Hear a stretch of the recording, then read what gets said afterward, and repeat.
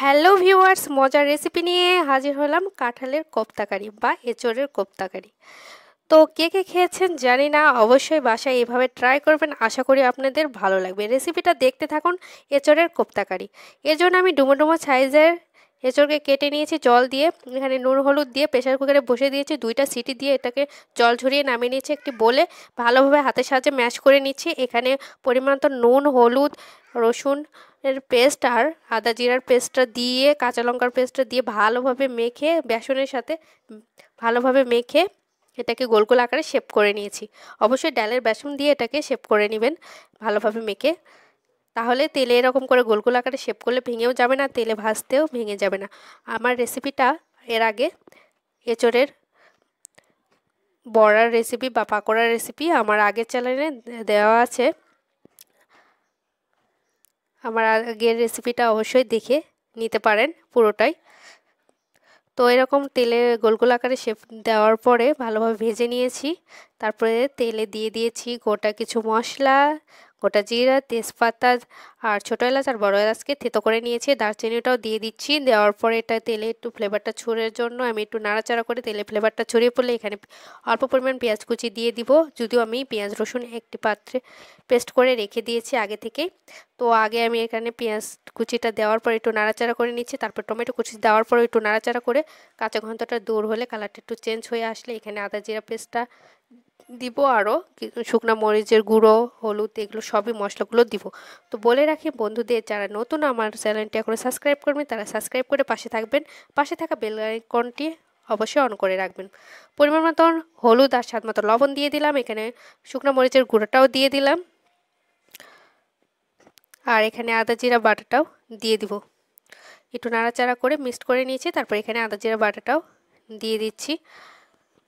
তো নতুন বন্ধুদের জন্য অনেক অনেক শুভেচ্ছা ও পুরাতন বন্ধুদের জন্য অনেক অনেক অভিনন্দন।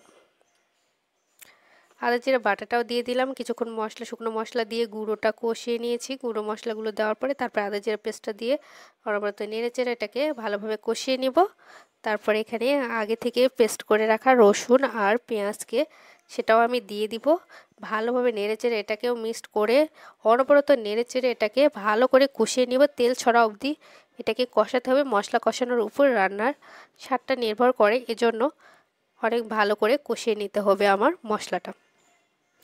তো মশলা কষাতে কষাতে দেখতেই পাচ্ছেন তেলটা ছড়িয়ে পড়েছে। এরপর যে আমি অল্প পরিমাণে একটু চিনি দিয়ে দিলাম, এতে করে কালারটাও সুন্দর আসে আর খেতেও ভালো লাগে। আপনারা চাইলে নাও দিতে পারেন, এটা অপশনাল চিনিটা, তবে দিলে একটু পরিমাণ দিলে ভালো লাগে।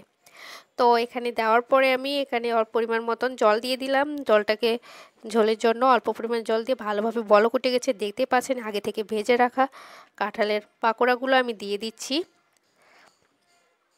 দেওয়ার পরে এখানে আমি ভালোভাবে নেড়ে চেড়ে এটাকে মিক্সড করে নিচ্ছি। ভালোভাবে ফুটে উঠলে এখানে আমি গরম মশলার গুঁড়ো আর ঘিটা দিয়ে দিব নামানোর আগে।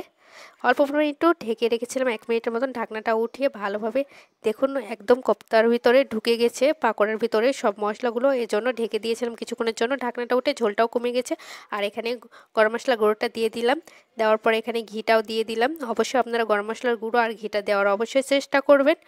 দেওয়ার পরে একটু নাড়াচাড়া করে পরিবেশনের জন্য একটি পাত্রে আমি নামিয়ে নিব। আশা করি আপনাদের ভালো লাগবে। অবশ্যই বাসায় একদিন হলেও ট্রাই করবেন।